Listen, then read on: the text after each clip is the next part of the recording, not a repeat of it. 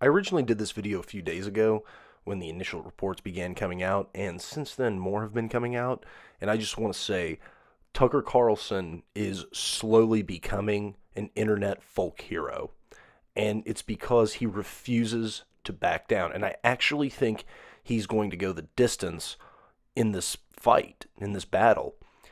He's refusing to apologize.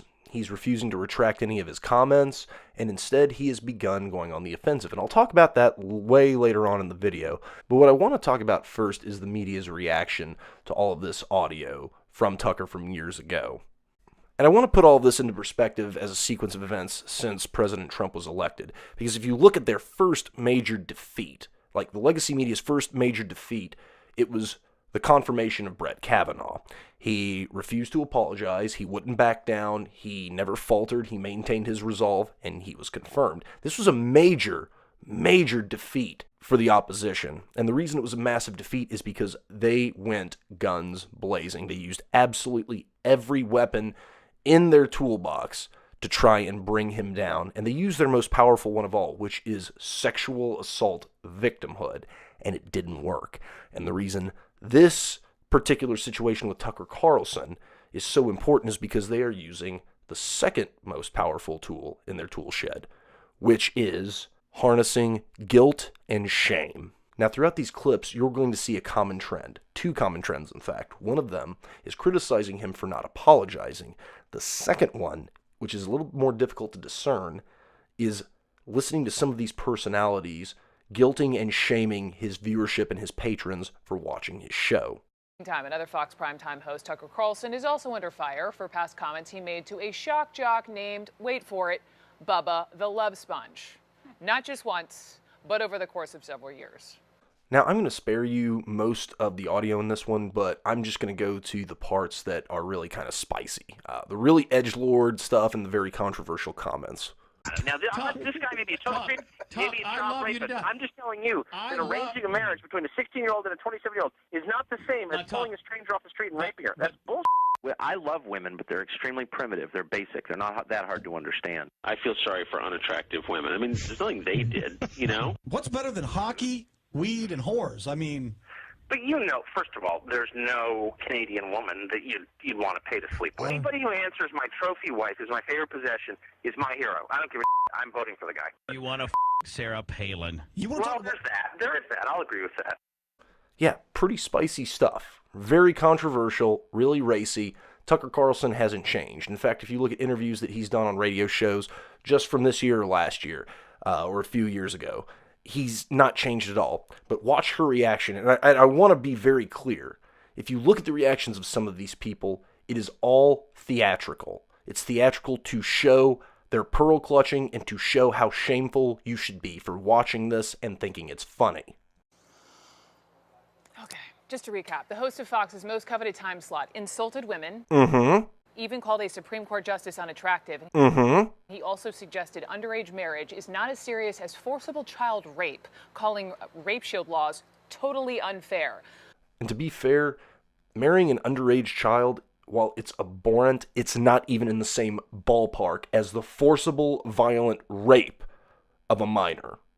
But like Pirro, he didn't apologize. He called his words, quote, naughty, and instead pushed viewers to tune in tonight. Precisely. He didn't apologize, and he has nothing to apologize for because Tucker Carlson did nothing wrong. He is exactly right. He said naughty things. He said things that are outside of the Overton window of what you would normally say. He said racy jokes, and he did it on a shock jock radio channel, and you know that. And again, the reason you're angry is because he refuses to bow down and cower to the mob. Now listen to Anna Navarro's take on this whole thing. Social values voters and Christian voters and pearl clutchers and the people who have all the trouble when other people do crazy things should also really question themselves and look at themselves in the mirror and say, why are we listening to this guy who we just heard on audio, say some really vile things? That's right. Question yourself. Go into the confessional of the left-wing mob and repent for your sins for watching Tucker Carlson. And if you laughed, then say 20 Hail Marys and 10 Glory Bees. because that's how they feel, and that's how they're going to try and attack this. They are going to try to make you feel guilty for ever even watching this. But Anna's not done, because now she's going to tell everyone who watches Tucker's show why they're deplorable. But then again, Brooke, take a look at who the Fox viewers are. They listen to, on audio, a Republican candidate, a Republican nominee saying some very vile things, and then still voted him in. And there it is, your basket of deplorables. Anna Navarro letting you know exactly where you fit in the pecking order, folks. This is the mindset of the political aristocracy and the intelligentsia. And you'll get no better idea of it than listening to the governor's brother bloviate. Just listen to this. This president has a keen ear for what to say to play on people's fears, to stoke anger.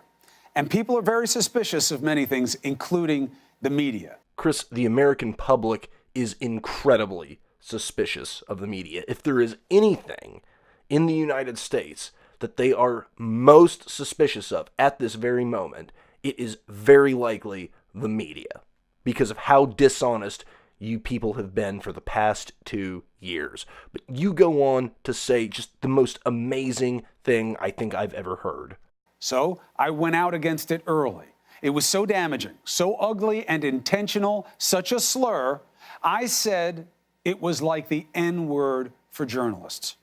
Jesus Christ, just imagine the fucking temerity of this man to think that President Trump calling the media the enemy of the people is a slur equivalent to the N-word.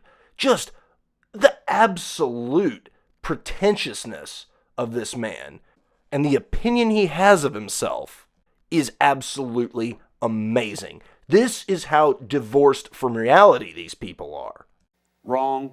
After I said it, family and friends started calling, reminding me of what I knew and screwed up. That's right, Chris, because what you said was absolutely insane. So go ahead and throw your slings and arrows at Tucker. Big boy will say the left is coming at me. It isn't nice. At the same time, he would strip away the sensitivity toward those who are actually victimized. And this is the guilt and shame part. This is actually more towards Tucker. Tucker is a victim, Chris. He's a victim of your mob. They came to his house. They harassed the shit. They harangued him at a country club. Some gay activist who was a member of the country club told his daughter that she was a whore for Tucker Carlson. Like, that's appropriate. But I didn't see you coming to his defense for that one, did I? Here's the test. Would he say the same things today? No, he's too busy playing the victim. He'd only say that he was naughty, but he wouldn't repeat them tonight. Why not? Come on, big man. Read the list of all the things that you said and do it again and show that you mean it. He doesn't have to, Chris, because Media Matters already did that, but this is the whole point. This selective moral outrage has no effect on him, and you know it. He's being treated unfairly by those criticizing the same. Give me a break. See this guy and the others for what they are. If you mean it, own it. Don't just protect your money and your fame, or infamy in your case. Apologize if you want, but that takes character. That is strength. That is integrity. Own that you did something wrong. And as I've said throughout this whole thing, Tucker did nothing wrong. But on to the next pearl clutcher. Let's discuss this with Brian Stelter, CNN chief media correspondent and anchor of Reliable Sources. Ah yes, CNN's resident soy boy, Brian Stelter, putting on his best tough guy face. Let's see what he has to say. So where are the news anchors on Fox saying, I don't want to work in this kind of place, this is unacceptable? And this is an interesting tactic that Brian's using because he knows that he can't get to the Fox viewership. So instead what he's doing is he's going after what he perceives to be the reasonable Fox News anchors and Fox News hosts, saying, you should be ashamed that you work with these people. Now, to be fair, he's talking about Jeanine Pirro right here, but he is implicitly talking about Tucker Carlson as well. Is Fox going to ask Tucker to apologize? And this is what they're hoping for. They're hoping that Fox makes him apologize because they know that they cannot guilt and shame Tucker into doing it because Tucker actually has a fucking spine. And Media Matters is an anti-Fox group that dug up this old audio, but he's not denying the audio. The audio is real. These clips are real. There's many of them. They're misogynistic. They're perverse. And instead of apologizing, what he says is, hey, watch my show. Come on my show. Debate me. I mean, he's trying to turn this into a ratings ploy. No, Brian, he's precisely not doing that. He is saying, go fuck yourself.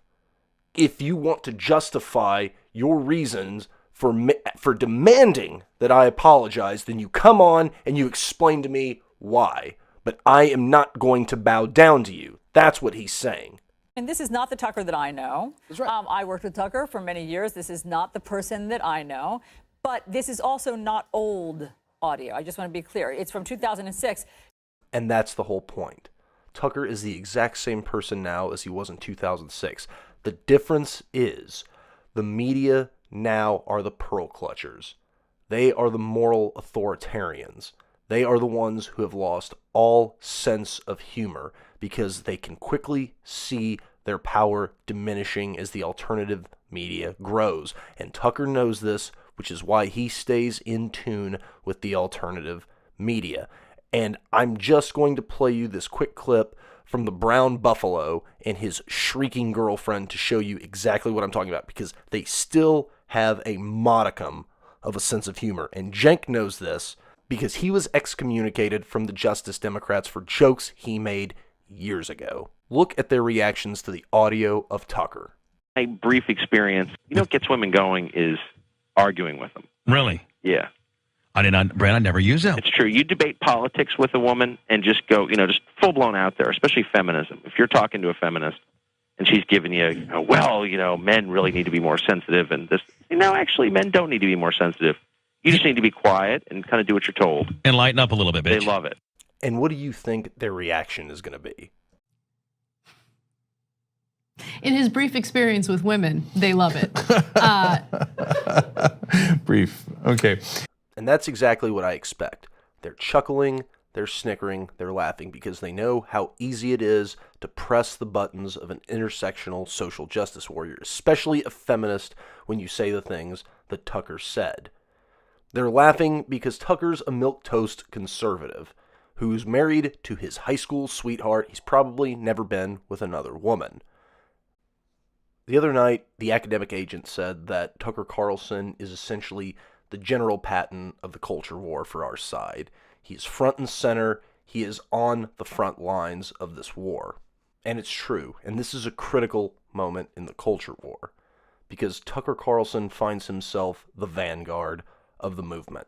And I'm a bit nervous right now because Tucker appears to be a man apart, and there's only so much a man can bend before he breaks.